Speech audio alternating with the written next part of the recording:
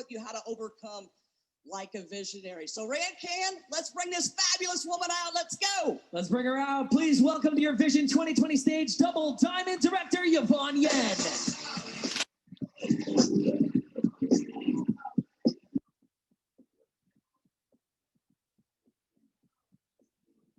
خب خانم ایشون دابل دایموند دژنس هستن از کشور امریکا. البته اصالتا امریکایی نیستن ولی خانم یوان ین که حدوداً 10 ساله در دژنس کار میکنه، از روزهای اول بودن.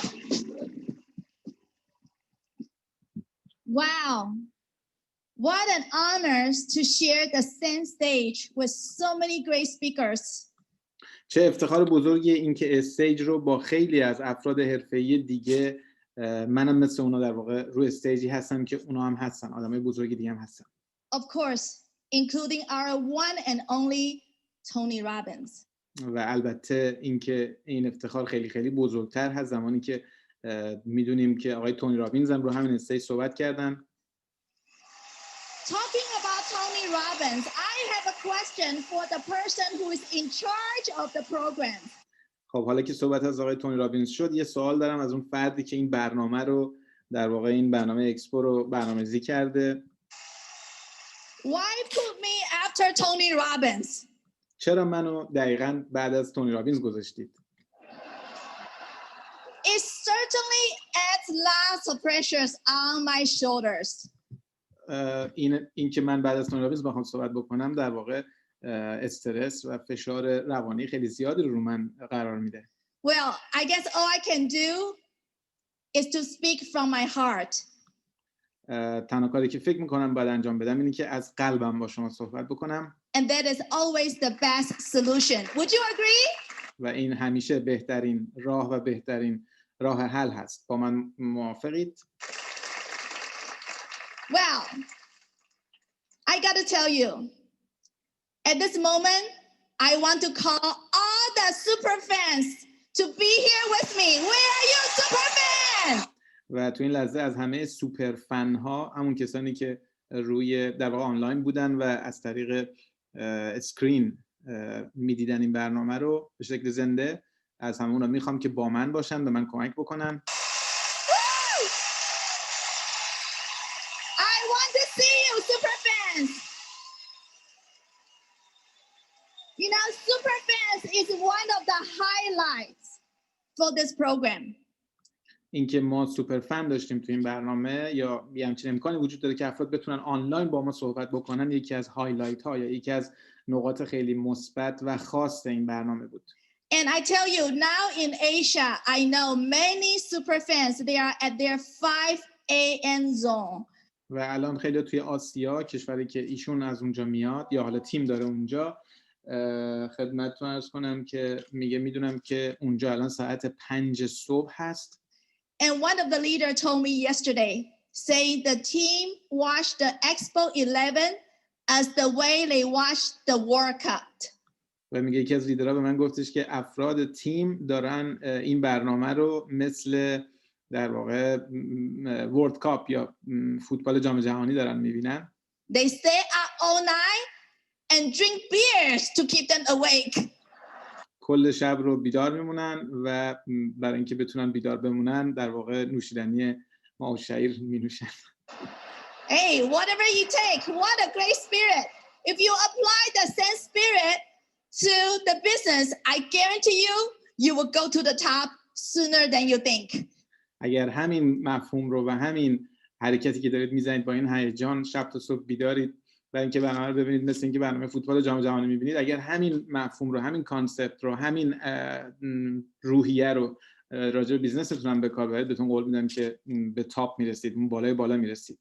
So once again, I want to give a special shout out to all the super fans out there. Thank you, especially for the people in the morning. Thank you. بنابراین یه بار دیگه تشکر میکنم از همه اون افرادی که الان آنلاین هستن، خصوصا افرادی که صبح زودشونه، 5 صبحشونه ولی آنلاین هستن. I love you, super fans. Well, the subject that I'm going to share that with you is called Overcomes Like a Visionary.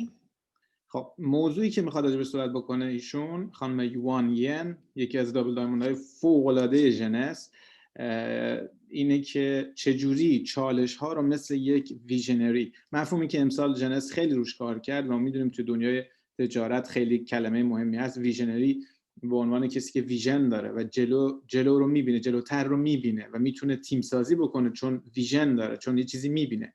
میگه چجوری مثل یه آدمی که ویژنری هست، آدمی که صاحب ویژن هست، به چالش ها در واقع فائق بشید و بتونید از پس چالش ها بر بیایید. In 2020, we all know this is not an easy year. I want to take this special moment to pay the respect and tribute to the people who had lost their families and friends.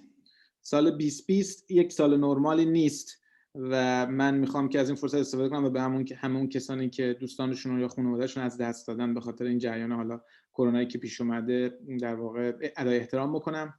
And I know some people, they even lost their job due to the work economies. خیلی هم به خاطر اقتصادی که به هم ریخته توی دنیا شغلشون از دست دادن.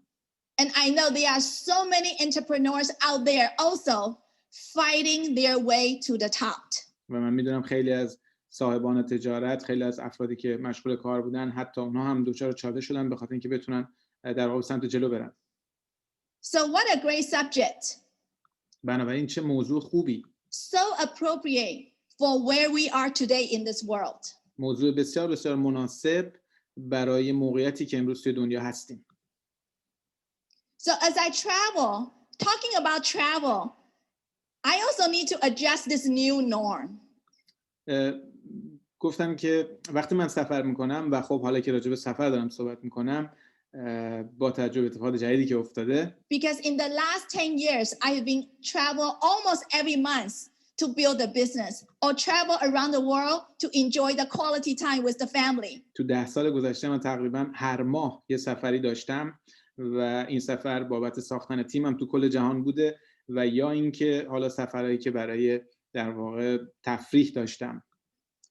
But I have not been travel for the last 9 months because of this pandemic. ولی خب الان 9 ماهه که به خاطر این پاندمیک سفر نکردم. So this is a new experience for me as well. And I want to thank you this Orlando experience. و خب بنابراین اینم یک تجربه جدید هست واسه من و من میخوام از این تجربه اورلندو، این برنامه که ژنس اینجا گذاشته تشکر بکنم به خاطر اینکه موقعیت سفر به من داد. I finally get to fly in the air again. I was here 3 days ago. When I check in at the airport, gosh, I haven't been travel for so long. I forgot to bring my ID. 3 روز پیش وقتی رسیدم چکین کردم ولی انقدر که سفر نکرده بودم یادم رفته بود که حتی پاسپورتم همراهم باشه، کارت شناساییم همراهم باشه. So somehow we get that figured it out.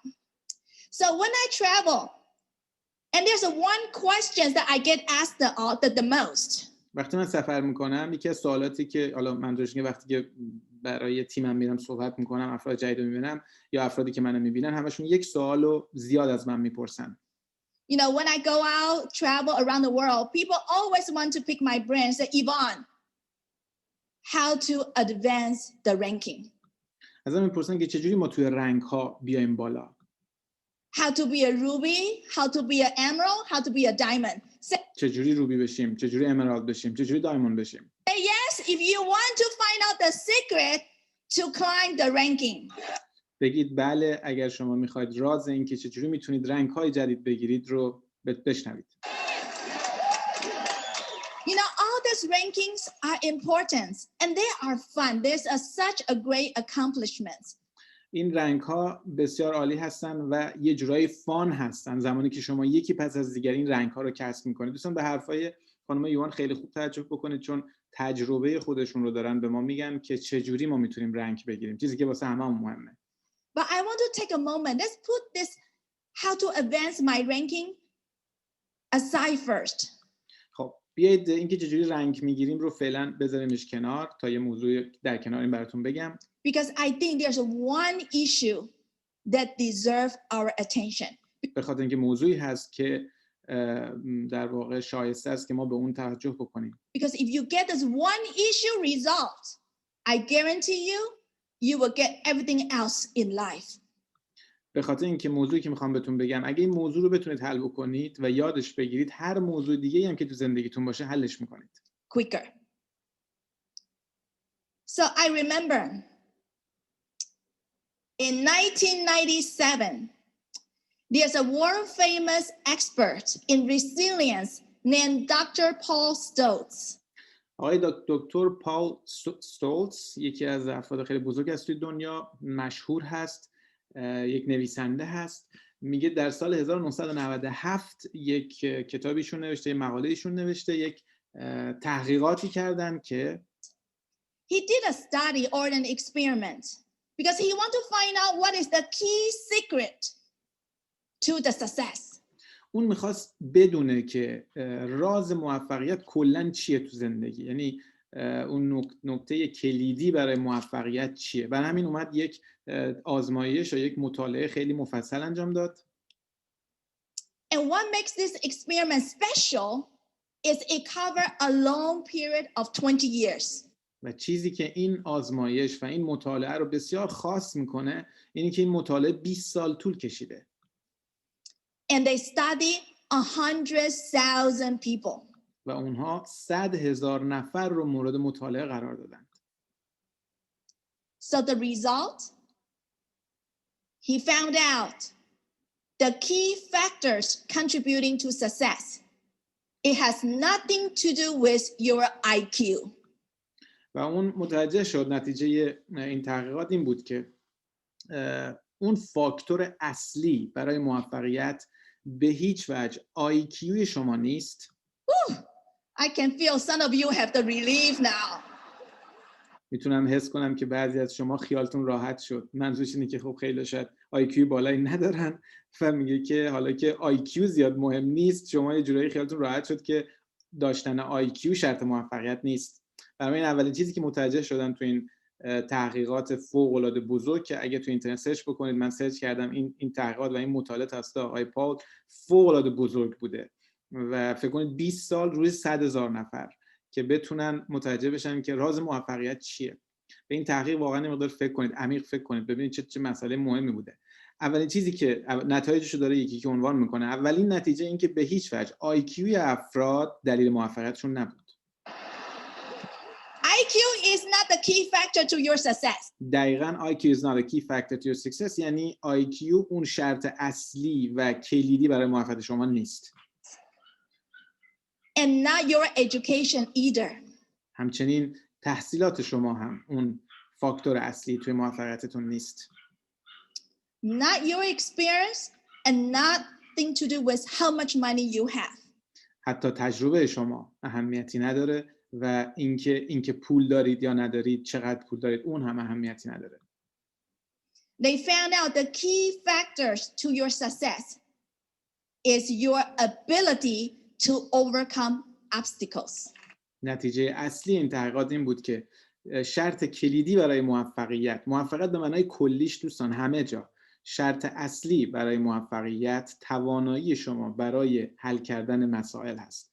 یعنی در زمانی که مشکلات پیش میاد overcome obstacles یعنی موانع، overcome یعنی غلبه کردن، ability یعنی توانایی. بنابراین شرط اصلی موفقیت شما توانایی شما برای غلبه بر موانع هست. این شرط اصلی موفقیت بوده، نتیجه تحقیقاتی که 20 سال طول کشیده روی 100,000 نفر. And he called this as a adversity quotient. و این شخص در واقع مفهوم جدید رو توی دنیا ارائه میده به نام adversity quotient. ما IQ رو داریم که مخفف intelligence quotient هست، یعنی بهره هوشی مثلا، ولی این adversity quotient به این معنا هست که شما چقدر میتونید روی adversity یعنی چالش، چقدر میتونید روی چالش ها بهره غلبه بر چالشتون چقدره. بنابراین ایشون خالق یک مفهوم جدید هستن توی دنیا. The AQ. اسمش هم هست AQ در واقع. IQ نه، EQ نه، ما با این مفاهیم قبلا آشنا هستیم. AQ. So in 2020 and from this point forward, we don't need to learn about just IQ or the EQ. The key ability we need to have is learn to enhance our AQ. اما 2020 به بعد، سال 2020 به بعد، یعنی از همین نقطه‌ای که الان توش هستیم به بعد، قطعاً چیزی که همه ما باید روش کار بکنیم، توجه به آی کیومون، که آی کیومون رو ببریم بالا یا حالا روش کار بکنیم یا ای کیومون رو ببریم بالا، اینا نیست. چیزی که باید بالا ببریم و بیشترش بکنیم ای کیو ما هست و منظور از ای کیو توانایی ما در راستای غلبه بر چالش‌ها و موانع. Adversity quotient. So let's apply this concept to our business. این مفهوم دقیقاً منطبق هست با کاری که ما میکنیم. What is your business adversity? چالش‌های کار شما چیه؟ Think about it. فکر کنید. Do we have challenges on our business? چالشی داریم توی You کارمون؟ bet. حتما داریم. I don't care if you just joined within the last 3 months or even for people like me who have been on this platform for 10 years. مهم نیست شما تو همین چند وقت پیش وارد شدید یا اینکه مثل من 10 ساله توی جنستیت کار میکنید. I have my challenges as well. همه ما چالش‌های خودمون رو داریم. منم چالش‌های خودم رو دارم. So I want you to maybe take a pen and pencil, write it down. What is the list of your adversities? ازتون میخوام که یک کاغذ خودکار بردارید و what is your adversity؟ چالش‌های الان کار شما چیه؟ بنویسیدشون. Maybe people on your name list doesn't answer your call. شاید آدمایی که تو لیستتون هستن جواب تلفنتون رو نمیدن. شاید این چالشتون هست. Maybe the people who join you but later on disappear. شاید آدمایی که به تیمتون ملحق شدن، وارد شدن ولی بعدش یه جورایی ناپدید شدند. Does that sound familiar? این یه جورایی آشنا میرسه به نظرتون؟ کسی دیگه این تجربه رو داشته؟ Or, wow, I love the energy from this room. Or the people that you think are the superstars, later on, they don't do the business. یا اینکه یکی از چالش‌ها اینه که یه سری افراد تو تیمتون وارد میشن، همه فکر میکنن اینا سوپر استارن، خودشون هم همینجوری حرف میزنن ولی بعدش میبینید که هیچ کاری نمیکنن. I think we all have that laundry list of the adversity. فکر میکنم ما هممون این لیست بالا چی میگن؟ لیست طولانی چالش‌ها رو داریم هممون. But I tell you, if I ask the same questions to our diamonds, diamond has the same list as yours, but much, much longer. اگه همین سوال از دایموند ها بپرسیم، اونها هم مثل شما این لیست رو دارن، به اضافه اینکه این لیست خیلی خیلی طولانی تره. لیست سمت چپ your adversity 1 2 3 4 5 با 2 تا نقطه، ولی سمت راست نوشته diamonds adversity 1 2 3 4 5 به معنی که همون چالش شما رو دارن، به اضافه که حالا از 5 به بعد اونها چالش‌های دیگه هم دارن. The news is, I have to tell you, if you want to be a diamond, the bigger the organizations you have, you will encounter more problems. خبر اینه که اگر شما دایموند میخواید بشید، یادتون باشه هر چقدر سازمانتون بزرگتر میشه، شما مسائل و چالش‌های بیشتری خواهید داشت که حلش کنید. But the good news is, the reason they are diamonds because they choose to overcome the challenges. خبر خوب اینه که دلیل اینکه اونها دایموند هستن اینه که اونها انتخاب میکنن که از پس این چالش‌ها بر بیان و اون چالش‌ها رو حل بکنن. They choose to reframe their mindset. They choose to define the adversities. So اونها تصمیم میگیرن که ذهنشون رو به این سمت که از پس این چالش‌ها بر بیان تغییر بدن. یعنی به ذهن خودشون این تصمیم میگیرن که به ذهن خودشون بگن این مسئله همه رو حل میکنیم. So that as a matter of fact, at the end, adversity will become your best friends.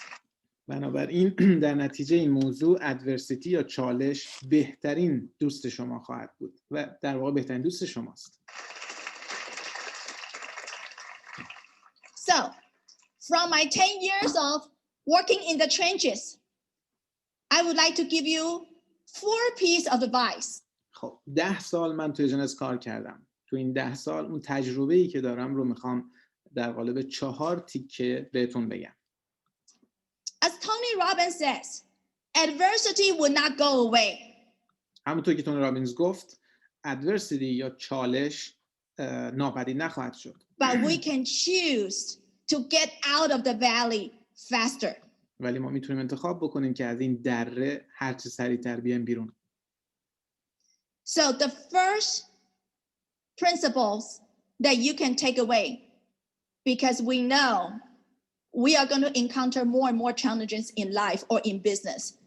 اولین چیزی که شما اولین اصلی که باید یاد بگیرید و با خودتون از این جلسه به بیرون ببرید، به خاطر اینکه ما میدونیم که توی زندگی هیچ وقت چالش‌ها تموم نمیشن و همیشه خواهند بود. But this will help you to get out sooner. ولی این به شما کمک خواهد کرد که اگه تو چالش‌ها افتادید زودتر از پسشون بر بیایید. The first principle is you need to embrace adversity. اولین اصل که باید یاد بگیرید اینه. You need to embrace adversity. شما باید چالش‌ها رو در آغوش بگیرید. شما باید به استقبال چالش‌ها برید. اگه دقت بکنید این حرفو آقای اریک وارن میگه شما تا حالا دیدید وقتی یه مشکلی رو به یه نفر میدید، یه مشکلی برای که پیش میاد، طرف چه جور رفتاری رو از خودش نشون میده؟ به شکل ناخودآگاه دنبال یکی میگرده که این مشکل رو بسپره به اون، جواب ازش بگیره، یا تو حلش کن، این حلش کنه، یکی دیگه حلش کنه، خودش اصلا نمیخواد با اون رو برو. این رفتاریه که همه آدما زمانی که مشکلی پیش میاد، یه چالشی پیش میاد، دنبال یکی میگردن که مشکل رو بسپرن به اون و فقط جوابو بگیرن یا فقط راه حل رو بگیرن. ولی خدا آقای اریک وارن میگه شما به اندازه‌ای که مشکلات حل میکنید درآمد دارید. و الانم این شخص 10 سال توی جنس کار کرده، 4 تا حرف میخواد به ما بگه. اولیش اینه یاد بگیرید که وقتی مشکلی پیش میاد، مسئله‌ای پیش میاد، چالشی پیش میاد، embrace یعنی تو بغل بگیریدش، به استقبالش برید، در آغوشش بکشید، برید سراغش، پشتتون رو نکنید تو اون مشکل یا دنبال یکی بگردید که این مشکل رو اون حل کنه. It is part of the deal. It is a part of the game. It is part of the deal. It is part of the game. این دو تا جمله واقعا با طلا باید نوشتش. میگه مشکلات و مسائل it's part of the deal. بخشی از این داستان کاری ما هست. It's part of the game. این بخشی از این بازی هست که ما داریم انجام میدیم یا کاری که داریم انجام میدیم. این بخشی از اون همین مشکلات هست. شما نمیتونید پشتتون رو بم بکنید. این بخشی از کارتونه. Whenever you experience challenges, do not think this is our fault. وقتی که چالش پیش میاد اینجوری فکر نکنید که مثلا اینجوری حستون این باشه این تقصیر ماست، این تقصیر اونه، این به خاطر منه، این نحوه برخورد رو نداشته باشید. You have the challenge, so do I. اگه شما چالشی دارید، همه داریم، منم دارم، کسای دیگه هم دارن. It is part of the package. It is part of the package. این جمله هم بسیار بسیار مهم هست. It is part of the package یعنی این بخشی از این پکیجی هست که شما امروز ما جنس شروع کردیم، امروز ما یه بیزنس دیگه اصلا شروع کردیم، مهمتر از همه چیز، قبلتر از همه چیز ما زندگیمون رو شروع کردیم. بخشی از این پکیج زندگی مسائل و مشکلات و چالش ها هست. بیاید باهاشون رفیق باشید. They are diamonds because they encounter problems. I often tell my team, we got paid to solve the problems. اونا دایموند هستن به خاطر اینکه اونا مسائل حل میکنن و من همیشه به بچهای تیمم میگم ما به اندازه‌ای که مسئله حل میکنیم پول در میاریم. So embrace it instead of walk away. بنابراین به استقبال مسائل برید به جای اینکه walk away که فرار بکنید یا پشتتون رو به مسائل بکنید یا دنبال یکی بگردید که این مسئله رو بگید تو حل کن یا پاسش بدید. And the second principle I would like you to remember is building your willpower. اما اصل دوم building your willpower. willpower یعنی توانایی اراده، قدرت اراده شما. میگه قدرت ارادهتون رو آگاهانه بسازیدش. You know, when you focus on the problems, you just keep stuck in there. وقتی شما روی مشکل در واقع تمرکز میکنید، دیدید وقتی که صحبت میکنیم، وقتی که مسئله رو بیان میکنیم، وقتی که روی مشکل تمرکز میکنید شما خودتون اونجا گیر میندازید. But if you have your eyes on the goals, on your whys, you know, you will just become stronger. اما اگر چشمتون و نگاهتون و تمرکزتون رو روی هدفتون و روی دلایلی که به خاطرش این کار رو انجام میدید، اگر رو اونا تمرکز بکنید، اون موقع هست که راه حل رو پیدا میکنید. Now I look back the last 10 years.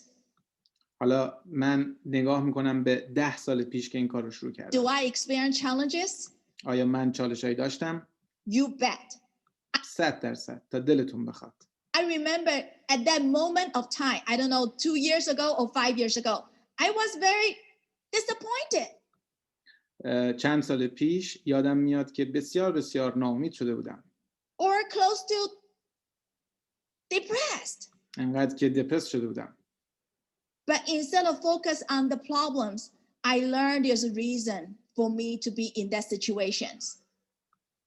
ولی به جای اینکه تمرکز کنم روی مشکل، تمرکز کردم روی اون دلیلی که من تو اون موقعیت بودم و در واقع اون نگاه مثبتی که تو این برنامه تو این چند دقیقه داره صحبت میکنه راجبش. And at the end, I got out of the valley. و در نهایت من از اون دره مسئله و چالش، حالا آقای تونرابی راجب اون دره صحبت کردم توی برنامه‌شون، به اون اشاره میکنه. میگه بالاخره من از اون دره اومدم بیرون. And I become stronger with a much stronger willpower. و من قوی‌تر شدم با یک قدرت اراده بیشتر. So do that. انجامش بدید. این کارو بکنید. روی قدرت ارادتون کار بکنید. زمانی که ما توی مشکل میافتیم دوستان، قدم به قدم بریم جلو. حرفاشون خیلی قشنگ و کاربردیه. میگه که اول که توی مشکل میافتیم، اکثر آدما از مشکل فرار میکنن یا میگردن دنبال اینکه مشکل رو بندازن تو دامن اون رو خلاصه یه جوری حل کنن. این کارو نکنید. شما به استقبال مشکل برید و بخواید که حلش کنید، چون اینجوری شما رشد میکنید، پول در میارید. موضوع دوم که از این فرصت استفاده بکنید و قدرت ارادتون رو بسازید. قدرت اراده شما. میگه منم توی مشکلاتی افتاده بودم، این پروسه رو به عنوان بخش طبیعی از این ماجرا بردم جلو. نتیجه این شد که قدرت اراده من قوی‌تر شد. من آدم قوی‌تری شدم. You know, when you put two people on the stage, one person experienced a trial in life or in business, and the other person maybe just got a good life. فرض کنید دو نفر رو میاریم روی این استیج، یکیشون مشکلات زیادی رو داخلش بوده، چالش‌های زیادی رو رفته، در واقع بلا سرش اومده و حلش کرده، و یکیشون نه، یه زندگی خیلی نرمال و طبیعی و خوب و راحتی داشته. You can tell from the eyes of their eyes. شما میتونید از چشاشون بفهمید که هر کدوم چه گذشته‌ای داشتن. You can tell the person who's been through it with a stronger willpower, like deliver special energies. شما میتونید بفهمید اون آدمی که قدرت اراده بیشتری داره به خاطر مسائلی که توش بوده، شما میبینید که توی صحبت کردنش و توی حرف زدنش انرژی بیشتری رو انتقال میده. And I want to always remind myself, I need to have a strong willpowers. همیشه من اینو به خودم یادآوری میکنم که من باید قدرت ارادم هر روز قوی‌تر و قوی‌تر بشه. To receive or to embrace the challenges ahead of me. به خاطر اینکه بتونم چالش‌ها و موانع رو خیلی جلوتر از خودم، یعنی اراده من انقدر قوی باشه که از خود من جلوتر بتونه به استقبال موانع و چالش‌ها بره و تک تک اونها رو حلش کنه. انگار که یک سپاهی جلوتر از خودتون حرکت میکنه، انگار که یک مراقبی، یک فرد نگهبانی جلوتر از شما داره حرکت میکنه و هر مسئله‌ای که اون جلو داره پیش میاد یکی یکی همه رو در واقع مسائل حل میکنه. این همون قدرت اراده ماست. Third one, I want you to take it away is just focusing and trusting the process. اما مورد سوم که من شخصا خیلی علاقه دارم به این یه دونه، focusing and trusting the process.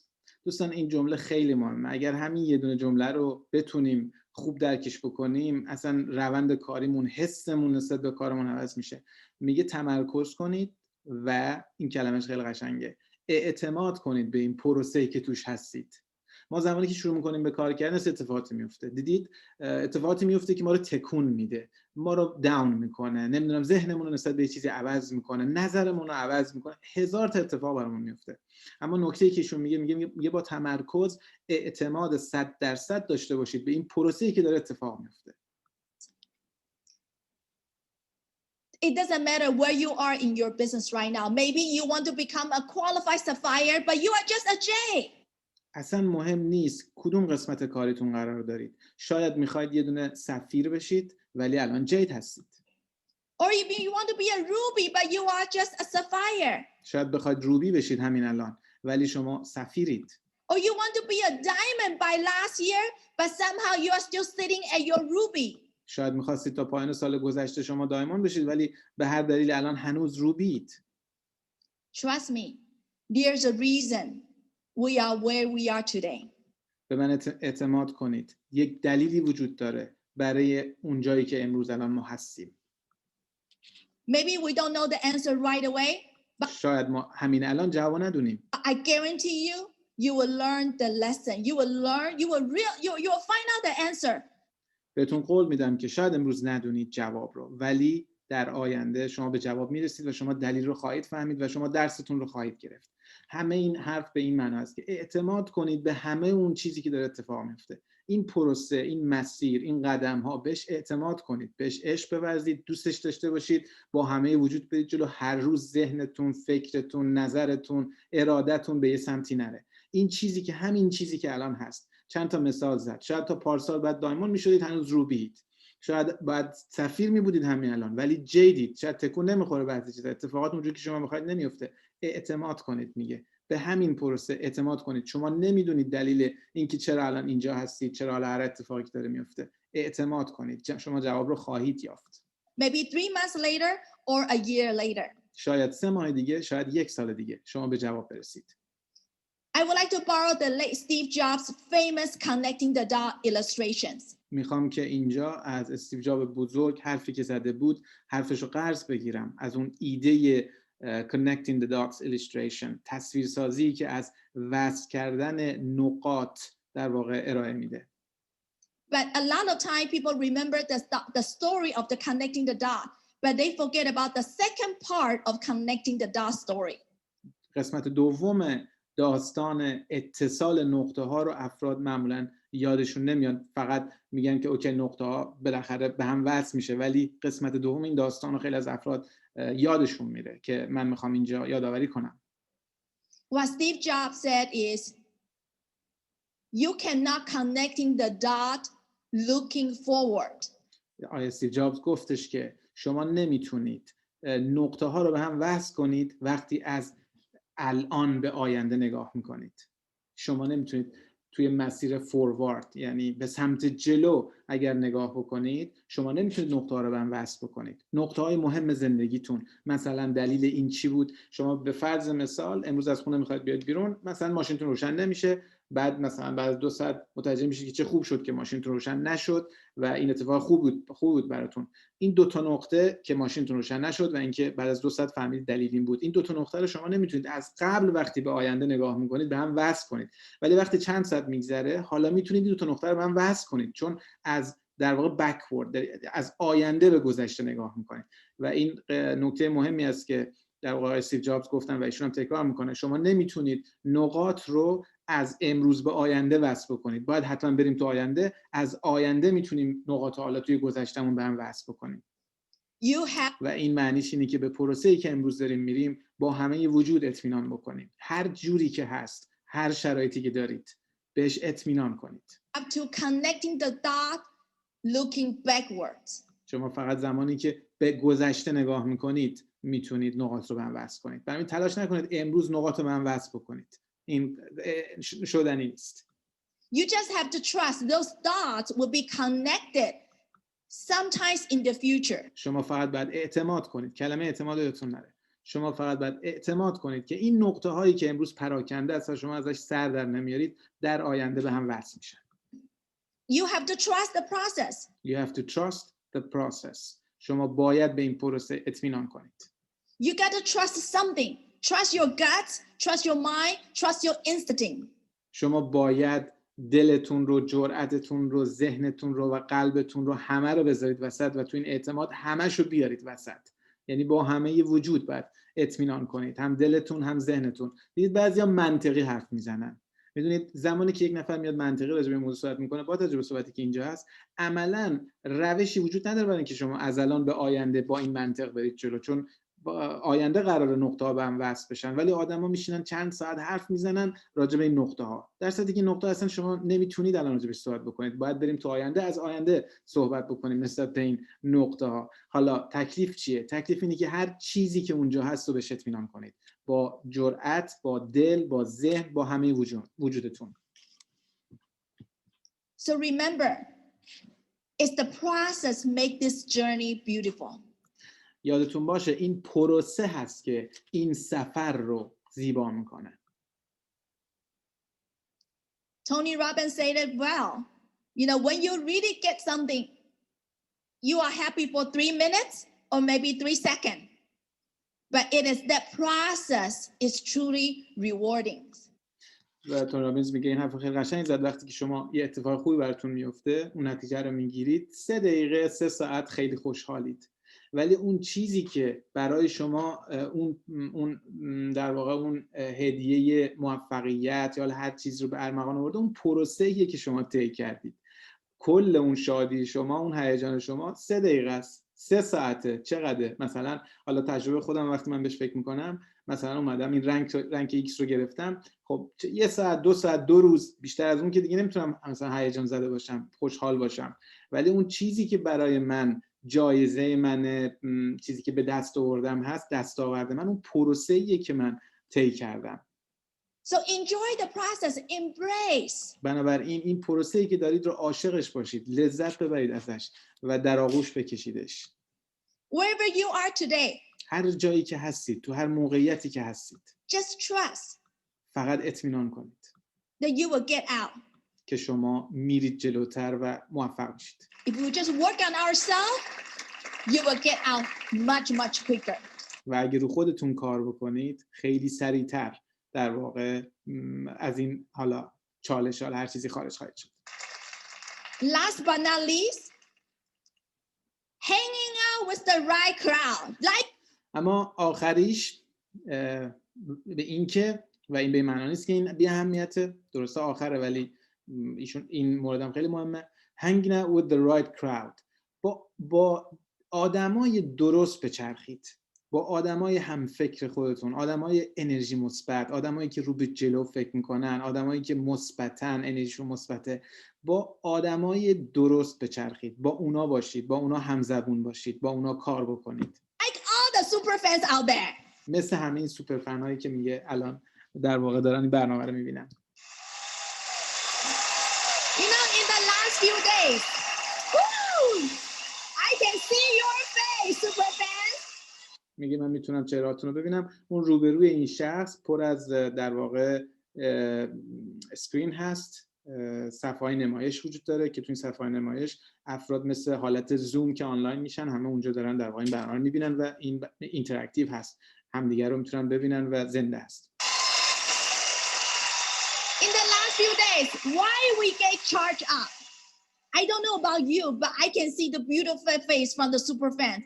میگه تو این چند روز گذشته فکر میکنید چرا چارجد آپ شدیم، چرا همه هیجان زدیم، چرا انرژیامون رفته بالا. میگه که من دارم میبینم تو چهرهاتون روی صفحه تصاویر که همتون پر انرژی، هیجان زده. چرا این اتفاق براتون میفته؟ We all got charged up. Why? Because we come together. Doesn't matter in person or virtually. به خاطر اینکه ماها پیش هم جمع شدیم، حالا به شکل مجازی یا اصلا حالت فیزیکی، با همین. وقتی که ما با هم میشیم، این همون جمعیت درسته، این همون آدمای درستن که ما داریم باهاشون در واقع سر کار داریم، باهاشون داریم حرف میزنیم، باهاشون توی جلسه جمع شدیم. هر چقدر که میتونید با این آدما در واقع برخورد داشته باشید. We come together to be with people with a similar mind. ما باید با آدمایی که مثل خودمون فکر میکنن بریم جلو. امروز با یکی از دوستان که این تجربه براشون اتفاق افتاد بود که یکی از افرادی که خیلی براشون مهم بود ولی منفی گفته بودن بهشون، داشتم باشون صحبت میکردم و آخرین لحظه که تلفن رو قطع کردم، در واقع وایسشون تموم شد، متوجه شدم که خیلی تحت تاثیر قرار گرفتن و این نکته رو همونجا بهشون اشاره کردم که ما صبح تا شب با 1000 نفر صحبت میکنیم، با 1000 نفر برخورد داریم. انتخاب کنید اون آدمایی که میخواین تاثیرشون رو شما بمونه. آدمایی که منفی ان، آدمایی که هم مسیرتون نیستن، هم مسیرمون نیستن، نیازی نیست در از 3 ثانیه بعد فراموشش کنیم و بریم نفر بعدی. زنگ میزنیم به آدمایی که مثبتن، زنگ میزنیم به آدمایی که پر انرژی ان. اینو باید آگاهانه انجام بدیم، نه اینکه زندگی رو صبح شروع کنیم ببینیم با کی هم صحبت میشیم، اون چی میگه ما هم مودمون به اون شکل. اینجوری نیست. این شخص بعد از 10 سال کار توی ژنس داره به ما اساره تجربهشو میگه. مورد 4 اینه با آدمایی که هم فکر شما، هم انرژی شما، با اونا بگردید. بنابراین یعنی چی؟ اگر کسی منفی گفت، اگر کسی سنگ جلوی پای من انداخت، اگر کسی جواب تلفنمون نمیده یا هر چیز دیگه که میگه، مهم نیست. شما سریع اونو کات کنید، به این معنی که تو ذهنتون سریع اینو حذف کنید و برید سراغ نفر بعدی که مثبت هست و وقتتون رو با اونا بگذرونید. Because we are the type of people who want to be better. به خاطر اینکه ما همون آدمایی هستیم که تصمیم گرفتیم بهتر بشیم. شاید اون آدمایی تصمیم نگرفتن. So when you hang out with the right crowd, we will encourage each other, we will inspire each other. وقتی که شما با آدمایی که مثل خودتونن و اینا تصمیم گرفتن که بهتر بشن، با اونا برخورد دارید، با اونا میگردید، با اونا میچرخید، ما همدیگه رو تشویق میکنیم، ما همدیگه رو به همدیگه انگیزه میدیم. And we will overcome the obstacle together. و ما از پس موانع با همدیگه برمیاییم. So, adversity is preparation for greatness. بنابراین adversity is preparation for greatness. روی اون صفحه اومده یک جمله طلایی دیگه. adversity یعنی چالش. کلمه مورد علاقه آقای کلبین به صراحت هست این کلمه. adversity is preparation for greatness. چالش ها آمادگی شما یا زمینه ساز خفن شدن شما، زمینه ساز موفقیت شما، زمینه ساز تعالی شما. پس چالش ها زمینه ساز در واقع تعالی شما. There's a famous psychologist saying, in life we don't have too many choices. یک سایکولوژیست، یک روانشناس خیلی بزرگ میگه که ما توی زندگی انتخاب‌های زیادی نداریم. We cannot choose when to come to the earth, how to arrive, or we cannot even choose when to leave the earth and how to check it out. ما این انتخاب رو نداریم که چجوری تو این به زمین بیاییم، کی به زمین بیاییم، منظورش که به این دنیا بیاییم، یا چجوری از این دنیا بریم و یا کی از این دنیا بریم. این انتخاب دست ما نیست. But there are two things we have in control. ولی دو تا مورد هست که کنترل ماست. We can control how to live. We can control how to live. ما میتونیم کنترل کنیم چجوری زندگی میکنیم. control how to love. و ما میتونیم کنترل کنیم چجوری عشق بدیم به بقیه. عشق So you remember, there must be a purpose for us to come to this business. بنابراین یادتون باشه حتما دلیلی وجود داره، هدفی وجود داره که ما تو این بیزنس اومدیم. The world is waiting for your knocking on the door. جهان بیرون منتظر شماست که برید و در واقع رو در خونه اون فردی که منتظرتونه در بزنید. There are people waiting for your story. آدمایی هستن اون بیرونه که منتظر شنیدن داستان شما. So wherever you are today, it is okay. بنابراین هر جا که هستید، هر قسمت کاریتون، تو هر مقطعی که هستید، it is okay. یعنی همه چی اوکیه. Trust the process. Trust the process. شاید این جمله طلایی امشب بود. اعتماد کنید به این پروسه. اعتماد کنید به جایی که هستید. And if you just apply these 4 simple principles, I know you will become a giant heroes. و اگر شما این 4 تا اصل رو تو زندگی به کار ببرید، تو بیزنستون به کار ببرید، من مطمئنم که شما یک قهرمان خیلی خیلی خیلی خفن میشید. For your team very soon. یک قهرمان خیلی خفن برای تیمتون میشید خیلی زود. So with that, I want to say thank you for the corporate office to put together such an amazing, phenomenal event. و این حرف رو که زدم در نهایت میخوام تشکر کنم از کورپرات جنس، از شرکت جنس که یه همچین جلسه یا همچین برنامه رو ترتیب دادن. In 2020, and then I want to see all the super fans, all the friends around the world in person very soon. و میخوام که تک تک شما سوپر فنا، تک تک آدمایی که هستید، همتون رو میخوام یه روزی حضوری ببینم به زودی. See you at the top. Thank you.